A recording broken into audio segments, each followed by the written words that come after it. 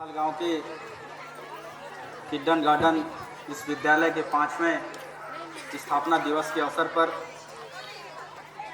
आप सबने हमको निमंत्रण दिया है। हम हृदय के अनंत गहराइयों से धन्यवाद करते हैं, आभार व्यक्त करते हैं। आज इस विशेष अवसर पर उपस्थित विशिष्ट अतिथि के रूप में श्री अजय बंसल जी, नगर पंचायत उपाध्यक्ष, श्री रमेश गोयल जी, विद्यालय के फाउंडर, श्री संकेत गोयल जी, श्रीमती सुमन गोयल जी, श्री अनिल अग्रवाल जी, उपस्थित सभी अग्रवाल समाज के अभिभावकगण, विशिष्ट जन, उपस्थित पत्रकार बंधुओं, यहाँ के सभी टीचर्स स्टाफ और अभिभावकगण और प्रिय बच्चे, आप सभी का धन्यवाद करते हैं हम। जैसे ही मुझे आपके विद्यालय की तरफ से निमंत्रण आया, और ये निमंत्रण साधारण नहीं था, यह निमंत्रण बहुत ही स्नेहपूर्ण था, इसलिए हमको आपके क्षेत्र की विधायक श्रीमती गोमती सहाय दीदी को हमको अनुमति लेना पड़ा। हमने ये बात को जरूर पूछा कि आपके क्षेत्र से हमको निमंत्रण आया है तो अनुमति चाहते हैं, जाना चाहिए कि नहीं जाना चाहिए, क्योंकि एक सैनिक का अनुशासन उसके जीवन की सर्वोपरि होती है। और भारत के सैनिकों का आपने उद्घोष जरूर सुना होगा कि हम किसी के सरहद पे घुसते नहीं और ना किसी को अपने सरहद में घुसने देते। भारत माता की। मैं जानता हूं कि आप सब मुझे आज से पहले नहीं देखे होंगे, नहीं सुने होंगे या नहीं भी जानते होंगे, लेकिन जानेंगे भी कैसे, क्योंकि इस राजनीतिक सफर में केवल 2 ही साल मुझे हुए हैं। कोई अगर कहता है कि छत्तीसगढ़ राज्य में अगर राजनीतिक के इस लंबे सफर पर अगर कोई जूनियर है जो जनप्रतिनिधि के रूप में आज कार्यरत कर रहा है, तो शायद राम कुमार टोप्पो का नाम पहला स्थान पर आएगा। वो इसलिए क्योंकि जितनी राजनीतिक उम्र है मेरा, उतना ही विधायक का भी उम्र है।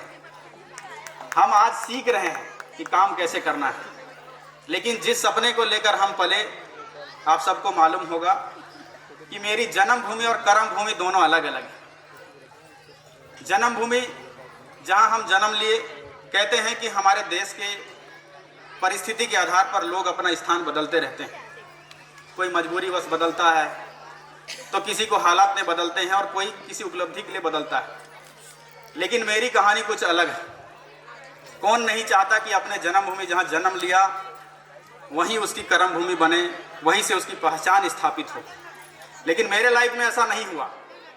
मैं जन्मा जरूर रायगढ़ जिले में, लेकिन शायद ऐसे जगह में जन्म लिया जहां स्कूल नहीं थे, जहां सड़क तक जाने के लिए घर पे नहीं था।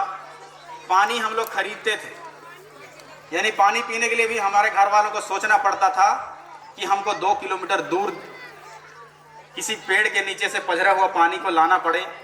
इसके लिए सोने से पहले शाम को पैर तक भी नहीं धोते थे हम। बर्तन भी धोना है घर वालों को, तो 2 किलोमीटर दूर बर्तन को लेके ऐसे जाना पड़ता था। तो ऐसे स्थिति पर हमारा जन्म हुआ, लेकिन इच्छाएं जो थी, सपने, जीवन में जब से बुद्धि आया मैंने एक ही सपना देखा।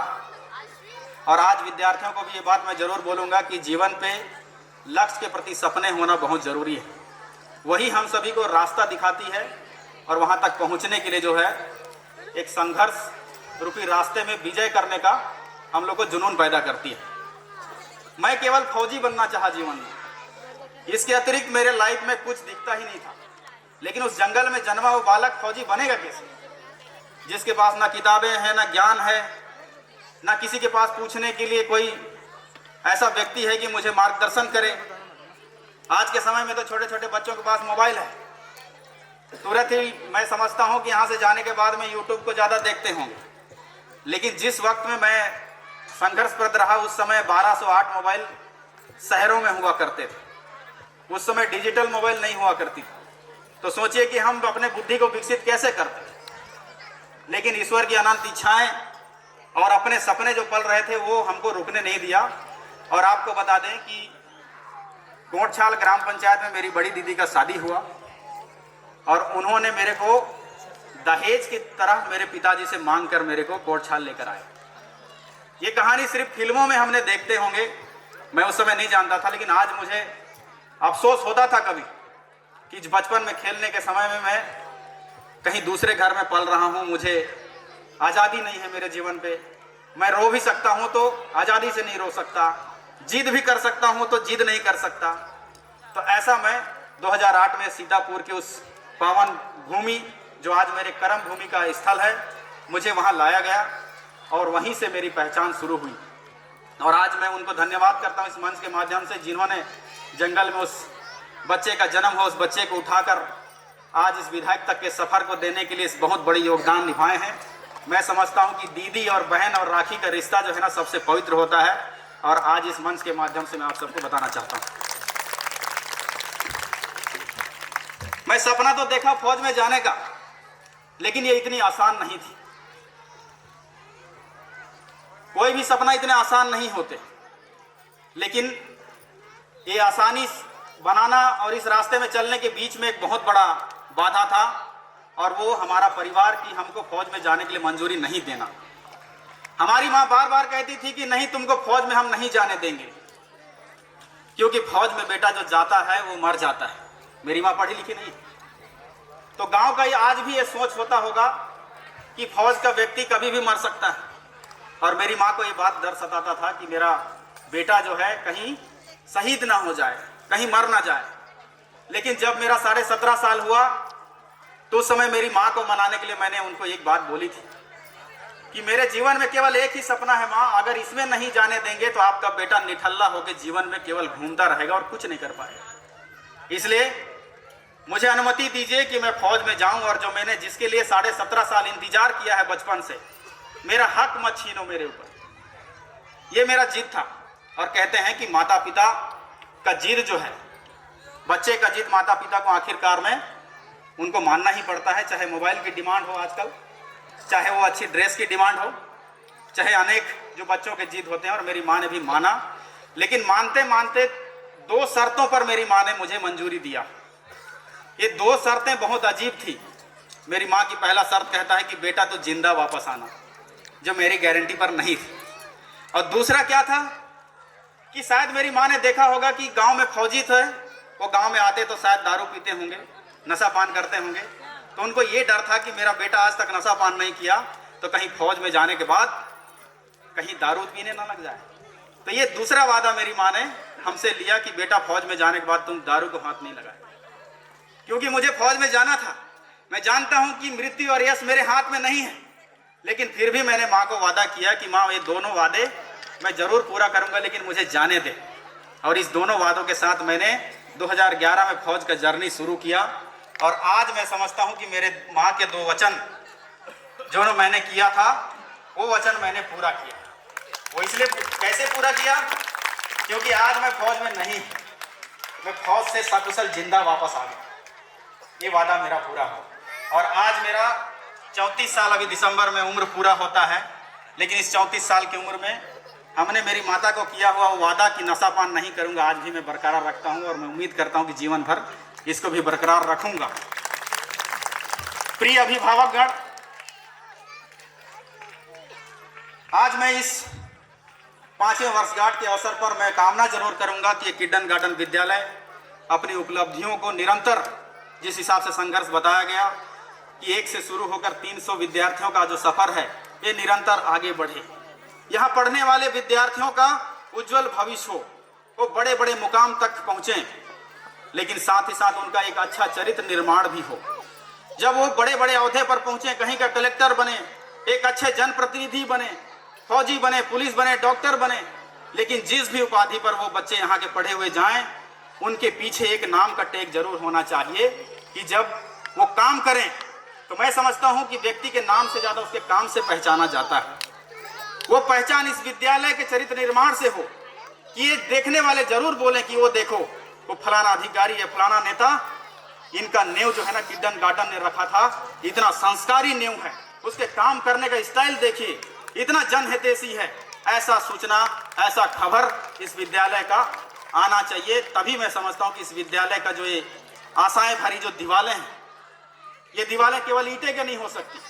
तो पढ़ाने वाले जो टीचर्स हैं, वो केवल टीचर्स इसलिए नहीं पढ़ाता कि उसको का खा गा सिखाया जाए, शायद वो प्रत्येक दिन ये सपने देखते होंगे कि मेरा पढ़ाया हुआ एक भी व्यक्ति जिस दिन उस शिखर पर पहुंच जाएगा उस दिन शायद उसके गुरु का धर्म पूरा हो जाएगा। मैं समझता हूं कि गुरु का धर्म उस दिन पूरा होता है और एक विद्यार्थी का धर्म उस दिन पूरा होता होगा जिस दिन जब हम दूर से चलते हो तो लोग कहें कि वो देखो उस फलाने का पढ़ाया हुआ विद्यार्थी।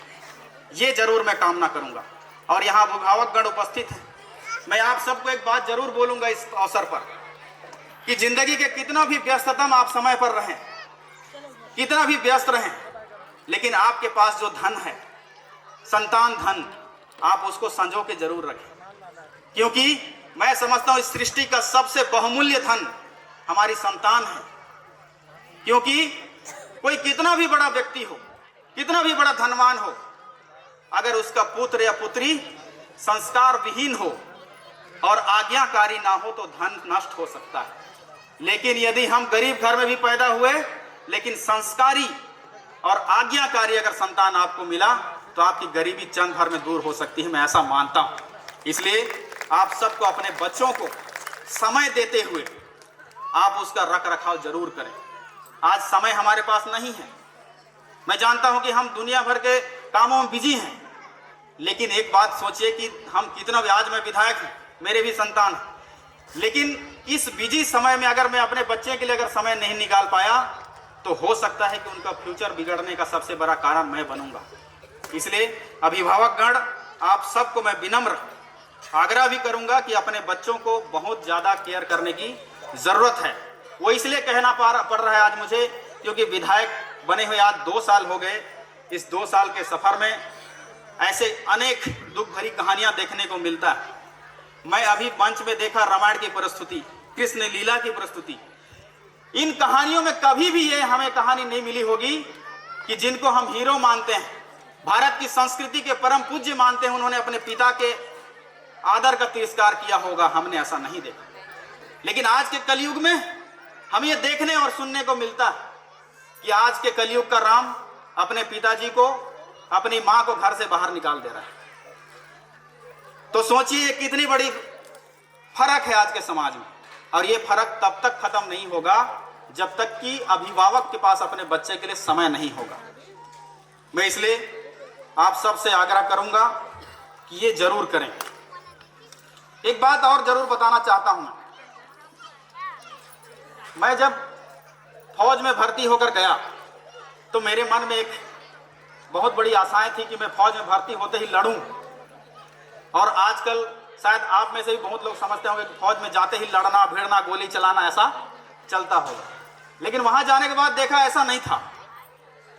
लगभग 8 साल मुझे फील नहीं हुआ कि मैं फौज का एक सैनिक हूं। वो इसलिए क्योंकि पूरे दुनिया के किसी भी सैन्य बलों का इतिहास अगर हम निकालेंगे तो केवल 5% ही ऐसा स्पेशल दस्ता होता है जिनको लड़ने का मौका मिलता है, और मैं उसमें शामिल होना चाहता था। इसके लिए मुझे फौज में जाने के बाद 8 साल समय लगा, और 8 साल जब समय पूर्ण होता है तो मेरा ट्रांसफ़र कश्मीर में हुआ। कश्मीर जिसको आज आप सब लोग बहुत कश्मीर बोलते ही अलग निगाहों से देखते होंगे, लेकिन उस समय जब मेरा ट्रांसफ़र हुआ 2017 में, तो कश्मीर आपके लिए स्वर्ग हो सकता होगा, लेकिन एक सैनिक के लिए नर्क से कम नहीं था। मैं वहाँ गया, जाके देखा तो इतनी सुंदर वादियों में ऐसा किसी दिन भी नहीं रहा होगा कि वहाँ गोलियाँ ना चले। ऐसा किसी दिन नहीं होगा जहाँ वहाँ के बच्चे जो है ना कभी क्रिकेट खेले होंगे, बिल्कुल नहीं। 370 धारा पूर्ण प्रभाव पर था। यानी ये समझिए कि हर कोने में पत्थरबाजी, गोली चलना, ऐसे तमाम चीज़ें चलती थी।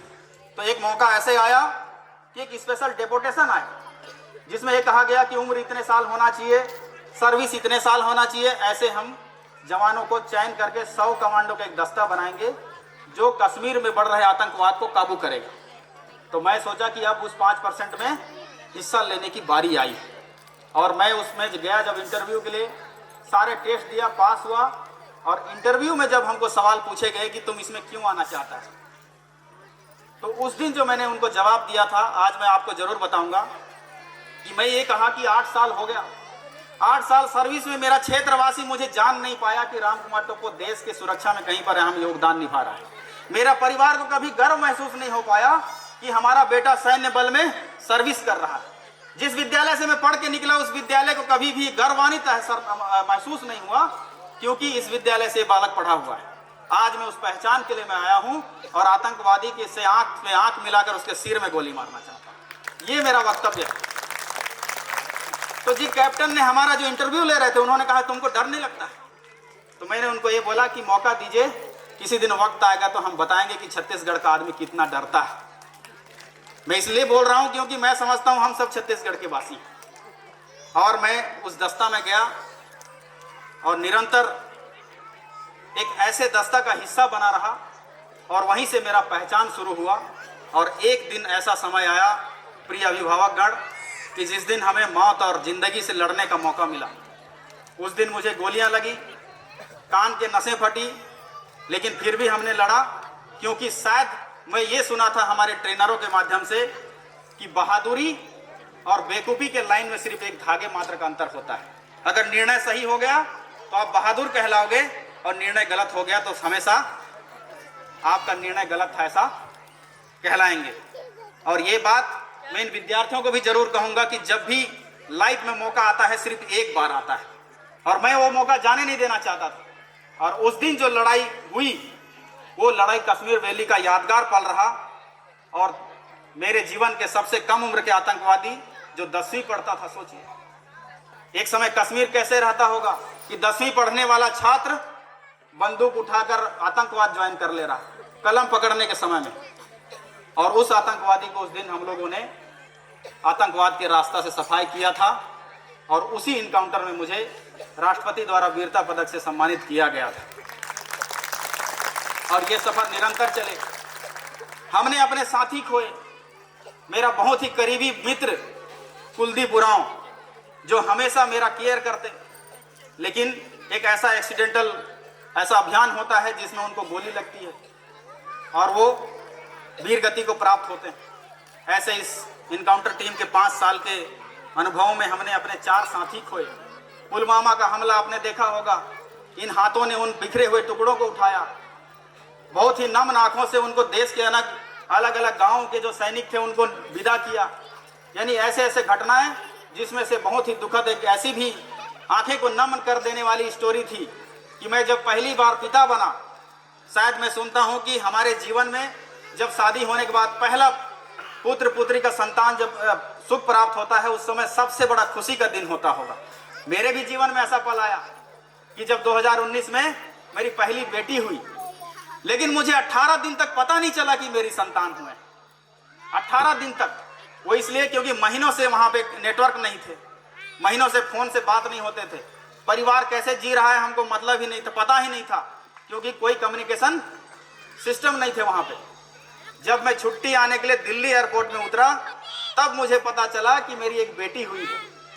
सोचिए कितना खुशी लगा होगा। मैं बैठ के एयरपोर्ट में आधा घंटा रोया कि ऐसे जिंदगी, और हमेशा उस कहानी को अपने डायरी में संजोया कि जब भी वक्त मिलेगा मैं इस अपने संघर्ष को बताऊंगा।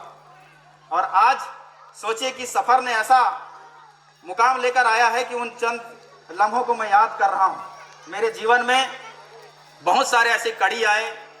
19 ठो मैंने कोर्स किया। मुझे पढ़ने का बहुत शौक था।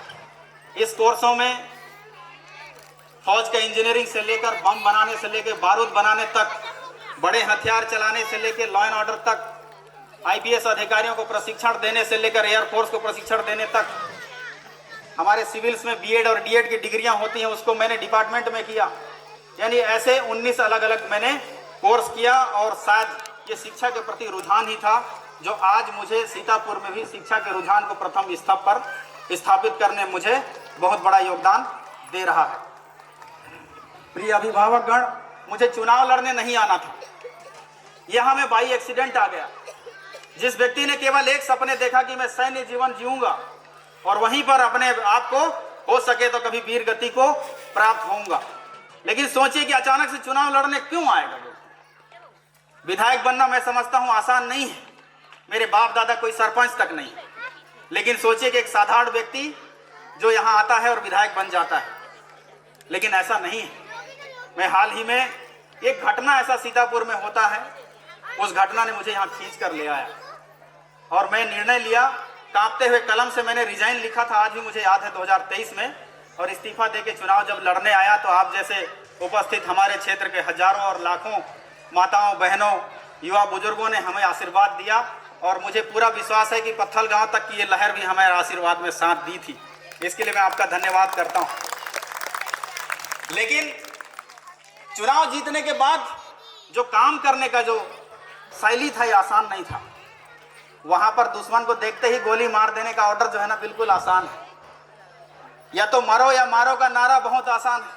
भारत माता की जय के उद्घोष के साथ हजारों भीड़ में भी लड़ते हुए घुस जाओ, मैं समझता हूं एक सैनिक के लिए बहुत ही बहादुरीपूर्ण काम। लेकिन यहां आने के बाद 8 महीने हो गए, मोरे के लोग पूछने लगे, जगह जगह पे लोग बात करने लगे, विधायक बहुत क्रूर आदमी है, मुस्कुराता ही नहीं है, विधायक बहुत खतरनाक आदमी, हंसता नहीं है। तो मैं सोचता था कि एक जिस व्यक्ति ने 56 मुठभेड़ों में रहा, पब्लिक रिलेशन से ज्यादा आतंकवादियों के मुठभेड़ में जिया हो, वो मुस्कुराएगा कैसे? लेकिन आज मैं मुस्कुराना भी सीखने की कोशिश कर रहा हूं, क्योंकि मैं जान चुका हूं कि पब्लिक रिलेशन और सैन्य जीवन में जमीन आसमान का फर्क होता है। मगर ये तो भगदड़ है कि सुबह उठने के बाद मैं देखा कि 50, 60, 100 लोगों का भीड़ घर के सामने आवेदन लेके उपस्थित रहते हैं। रात में जब घर वापस आऊंगा तो देखूंगा कि 50, 60 लोग अपनी समस्या लेकर उपस्थित रहेंगे। अब सोचने का तो मौका ही नहीं है, क्योंकि समस्या इतना ज्यादा है, अब कैसे सोल्व करेंगे? आज हर जनप्रतिनिधि के पास यही हालत होगा। लेकिन इसके लिए भी मैंने सूत्र बनाया और वो सूत्र जो है ना 100% इफेक्टिव रहा और आज मेरे घर के सामने ना सुबह ना शाम को कहीं भीड़ नहीं रहती। अब सोचिए, इसका मतलब प्रॉब्लम्स खत्म हो गया, ऐसा नहीं। लेकिन ऐसा सूत्र बनाया। इस सूत्र बनाने का क्या रीजन था कि मैं जो इतने सारे कोर्स किया, इसमें बहुत सारे ऐसे मैनेजमेंट के कोर्स हैं और जब इनकाउंटर होते थे तो कोई आतंकवादी जब नहीं मरता रहता था तो उसका प्लानिंग हम ही लोग करते थे कि कैसे इसको मारना है। तो ये तमाम अनुभव जो है ना आज मेरे सीतापुर में मुझे काम आ रहा है। और इस भगदड़ भरे जीवन में मैंने ये सोचा कि एक ऐसे सूत्र बनाया जाए, ऐसे पॉलिसी बनाई जाए जिससे कि सीतापुर को मुझे कहाँ ले जाना है। आज इस विद्यालय के प्रिंसिपल मैडम बता रही थी कि मुझे इस विद्यालय को कहाँ ले जाना है। तो सोचिए कि आपका जनप्रतिनिधि आपके मेरे सीतापुर को कैसे ले जाना है। अगर मेरे पास विजन नहीं होगा तो मैं ले जाऊंगा कैसे? तो मैंने वो विजन बनाया। उस विजन का नाम रखा SSSVR, SSSVR करके 5 लेटर का। पहले लेटर में मैंने शिक्षा को रखा, जो आज इसी की बदौलत मैं यहाँ पर उपस्थित हूँ। शिक्षा, अब शिक्षा में क्या है? आंगनबाड़ी से लेकर महाविद्यालय तक, और महाविद्यालय के बाद हमने कोचिंग संस्थान भी खोला है जिसमें UPSC, PSC जैसे पेरेंट्स मीटिंग। मैं समझता हूं कि जहां भी इस विद्यालय में पेरेंट्स मीटिंग होते होंगे 100% पेरेंट्स यहाँ आते होंगे, लेकिन सरकारी स्कूलों में नहीं आते। क्यों नहीं आते? क्योंकि उसके महत्व को नहीं समझते हम।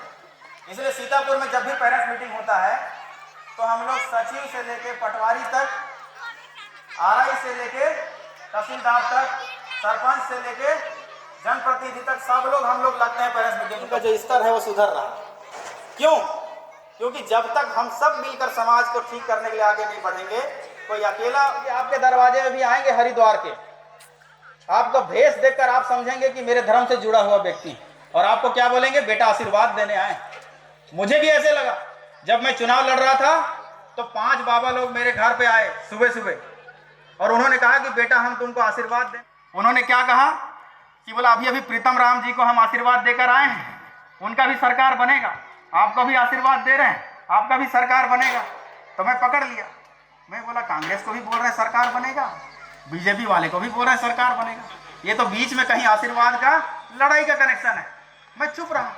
जी जी। बोला ठीक है। बोला आपके माया से जलाएंगे। तो मैं समझा नहीं। बोला ठीक है प्रभु, माया से जलाइए। तो लाल लाल देखने लगे। बोला और माया से जलाएंगे। तो मैं समझा ही नहीं। बोला प्रभु मेरे पास इतना पैसा नहीं है। तो बोला नहीं, तुम्हारे पास है बेटा, मैं सब जानता हूँ, तुम्हारे अकाउंट में पैसे हैं, तुम्हारे घर में पैसे हैं, लेकर आओ, तुमने वचन दिया है। तो मैं बोला वचन तो मैं चुनाव जीतने के बाद दिया था, मैं अच्छा काम करूंगा, मैं दिया जलाने के लिए थोड़ी दिया था। तो उनका गुस्सा से और आग लाल हो गया। टिकट देने वाला भी कोई और था, चुनाव जिताने वाला भी कोई और होगा। गुस्सा हो गया, निकल गए। मैं ये कहानी किस लिए बता रहा हूँ? ये इसलिए करना पड़ा क्योंकि हमारा सीट ट्रैवल है। यहाँ जब मैं चुनाव जीतने के बाद एक डाटा निकाला तो पता चला 50 लड़कियों मानव तस्करी का शिकार हुए। किसी को दिल्ली में भेज दिया गया, और जीवन के बहुत ही बिजी शेड्यूल में भी आप सब दिन का 1 घंटा अपने लिए निकालिए, चाहे आप बहनें हों, चाहे उपस्थित वरिष्ठ जन हो, क्योंकि मैं समझता हूं कितना भी बिजी हो जाए हम करता हूं। आपके विधायक जी ने मुझे अनुमति दिया यहाँ आने के लिए, उनको भी धन्यवाद करता हूं। बहुत बहुत धन्यवाद। जय हिंद।